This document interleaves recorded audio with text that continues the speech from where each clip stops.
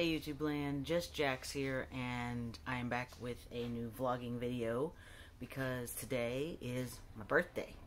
Not when I was born, but when I was reborn. Today is my 4-year testosterone anniversary. I started March 16th in 2018, and today is the anniversary of that.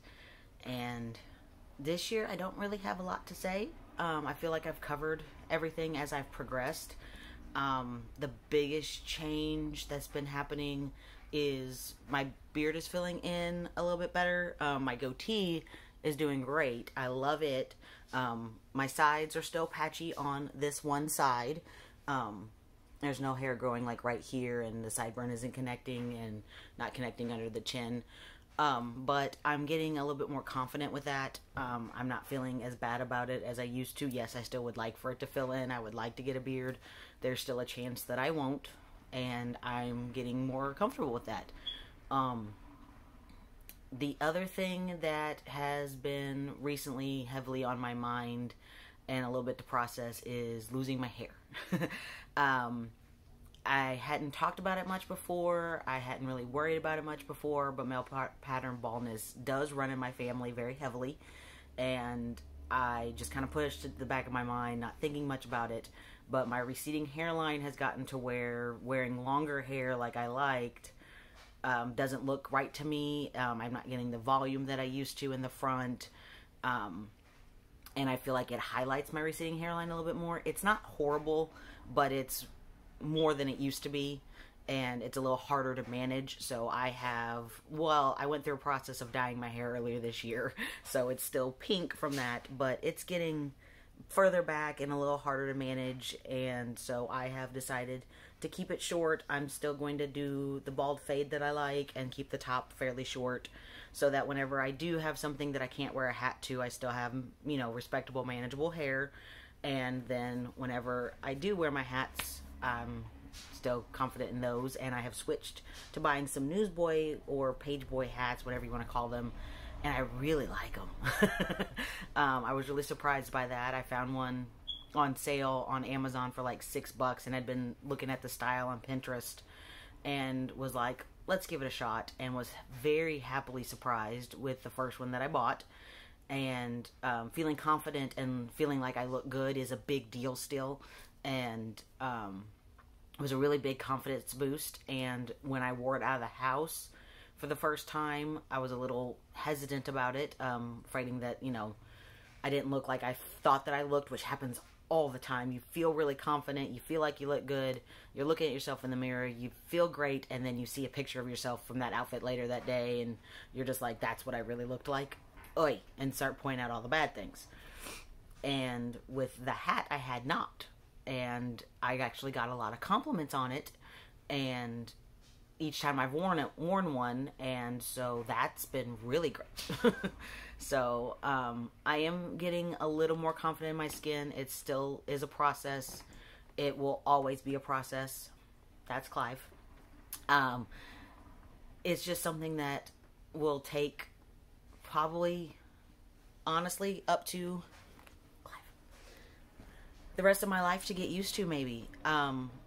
The hardest thing still is people's perception of me. I have found, actually in the last year or so, 2 years or so, that I do have toxic masculinity traits. And it's unintentional. It's just the things that have been bred in my mind from being, you know, I'm in my 40s, so gender roles were still a big thing when I was a kid. Unintentionally, it's just the way people live their lives. So I have some of that ingrained in me, that, you know, some chores are men's chores and some chores tend to be more feminine chores. But I do teach my kids to do all chores with, you know, respect in that manner, so we don't have that in the house, so I'm not carrying that tradition on. But when it comes to how I feel like I have to act to pass male, that's where my toxic traits come in. Really random recent thing is I bought a certain ring that has, in my opinion, more of a feminine band, and it has a crystal on it that I got and that is Smiffins. I have cats. And I'm having a really hard time sometimes wearing this ring, feeling that someone's going to see it and feel that they're going to see it as feminine, because I kind of do just a smidge, and then that's going to immediately emasculate me and, say that I'm a woman just because of this ring or something like that. Just things like that all the time pop up in my head. And, it's exhausting. It's so exhausting to sit here and try to make sure I walk a certain way, that I move a certain way. And still, my biggest thing that gives me away for some reason I feel is my voice. You can look at past updates where how it has dropped a lot, but not unfortunately, I still speak with some female inflections on, like, when I get excited and when I'm answering a question or asking a question. It's one of those things you don't realize until you really, really sit there and nitpick it.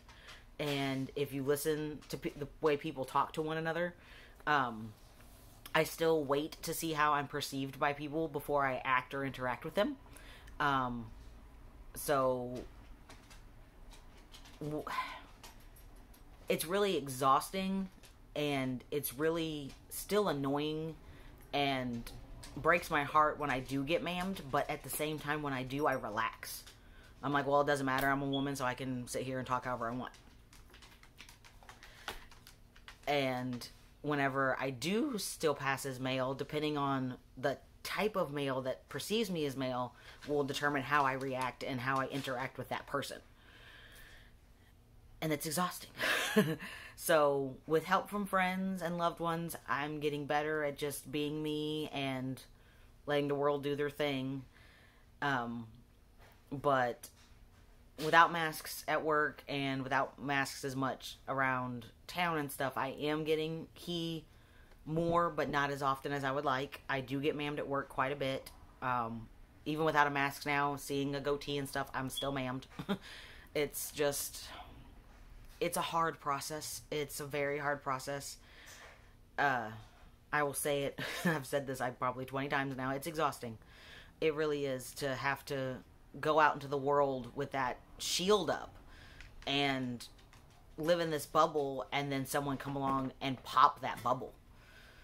It's just, I can't express the level of defeat that is, but it's hard. It's really hard. Testosterone and surgery aren't magic fixes. Most of the work will be internal. And that's where the hardest work comes in. I personally, the way I went about getting testosterone and the way that I will hopefully be getting top surgery, I do not need letters from a therapist, which is great. But I did seek out therapy within months, or less than a month, of starting testosterone, because I knew it was going to be a hard process. I knew a lot would be changing, and there'd be a lot to process that I already hadn't processed with the therapist. And so I still highly recommend, if you're able to seek that kind of treatment, to do so. Possibly even before starting testosterone. It is a life-changing experience that will possibly not give you the changes that you want and expect, especially as soon as you want and expect. There's still things that are changing slowly with me. A lot did happen really fast as well, so that's another reason you should possibly seek out therapy as well, because there was a lot that changed in the first year, and didn't even realize it till I reflected on it in a yearly vlog and saw pictures. I grew a lot. I widened a lot. I changed my voice a lot. It changed weekly. And then, like I said, it's not a magic cure-all that takes people aback. There's still a lot of people that are like, oh, I'm on T, everything's fine now. And there's still a lot of internal work to be done that I'm still going through. I'm not in therapy currently, My therapist had left the practice that she was at, and I'm still seeking therapy because it's hard to get in my town, unfortunately, as well as it is impossible to get testosterone in my town, and I have to travel again 2 hours away. They were doing telehealth during quarantine for my testosterone, but they are no longer doing telehealth, so I had to find a way to get back up to St. Louis to continue my hormones, because I haven't, for the last 6 months plus, I have been microdosing. So that means that I've been taking what I normally take for a 2-week period for a 2-month period, which shouldn't happen. It shouldn't happen. It shouldn't be this hard to start testosterone. It shouldn't be this hard to stay on testosterone. So for my 4 years, I have not been consistently on shots more than one time because of failed health care and things happening and changing. Some of it because of quarantine and all that jazz. So there is that to consider with my results. And my biggest thing that I also tell people, don't judge your journey on someone else's. And that's really, really hard, especially now because of Facebook groups and Twitter and YouTube and things like that. It's so nice to see so many people that are going through what you're going through, but seeing someone that started testosterone 6 months ago and has a beard, when that's one of your biggest goals, it's hard. It's hard to see, and it's hard to deal with. And so it's very easy to be jealous of other trans individuals. Elliot Page came out after top surgery and possibly being on hormones, and a lot of people flipped out about it, saying that it was unfair, and in a way, yes, it is, because he had easier access to the health care that he wanted, and for a lot of us, especially lower income folks, it's really, really hard. In the U.S. alone, let alone other countries and stuff like that, depending on the country, it can be even harder. So I will always stay valid and visible and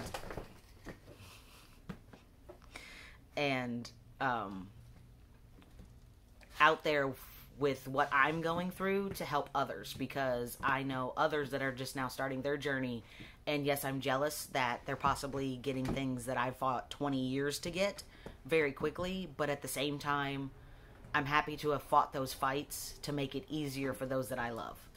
So, and those that I don't even know, because this shouldn't be this hard. That's my biggest thing about transitioning. It shouldn't have taken me 20 years to start testosterone. It shouldn't have taken me 24 to 25 years to get top surgery and other things. Another thing that I do want to note that will possibly help in my transition, in November, I did get a full hysterectomy. I lucked out with getting my full hysterectomy.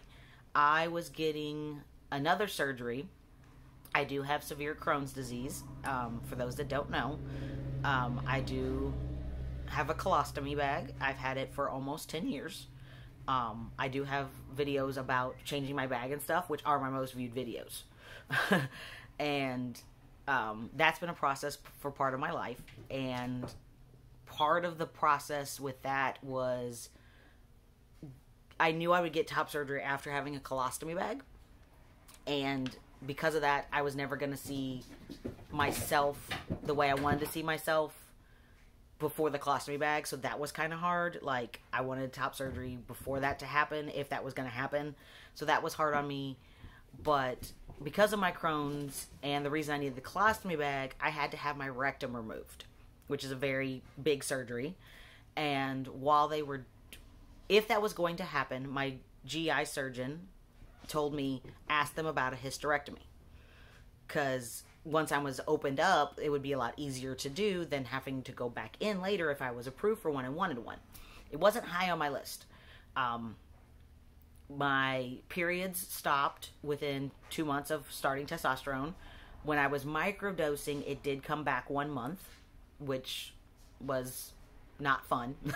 After not having it for 3 years or 2.5 years or whatever, it was not a pleasant experience. And so then it made me think about that again. I was like, oh, this is a possibility. Let's just ask. So my list of questions with the GI surgeon, I stuck it in there.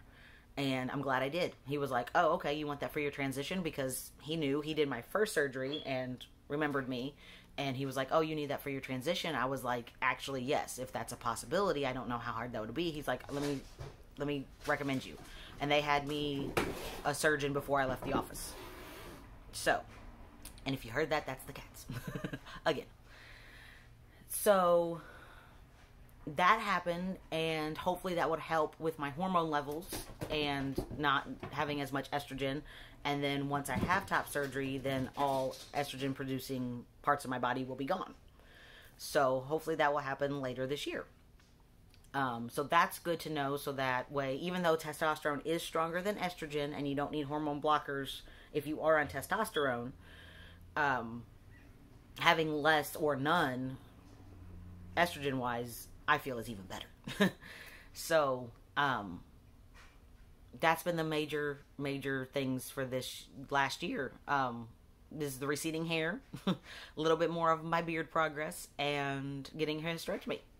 So it's been a long video. I had a little bit more to talk about than I thought I would with, you know, mental health and stuff like that, which I think is very, very important to discuss, because transition is not just a physical battle, it's a mental battle, and it's an important one to talk about. And so I wanted to talk about where I was at and things that I thought were very important in this video. So, you know, I just sit down and start talking and see where I go, and this is where I went this year, and hopefully that provides a little insight into what's happened in the last 365 days. I will have some more updates as I feel that I need them, but since I've started testosterone and stuff, I haven't been doing this as much. Like I said in a previous video, I didn't have the equipment as well, but I will be doing stuff as I see that I need to. But until then, that's it. That's all I got for you today. See you next time.